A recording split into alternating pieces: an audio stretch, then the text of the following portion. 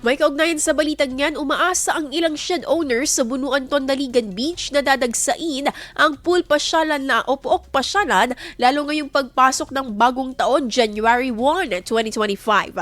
Hindi gaanong dinayo ang pook pasyalan nitong Kapaskuhan dahilan umano na nasa bayan o kaya naman sa mga tahanan at simbahan ang mga tao sa pagdiriwang ng Pasko.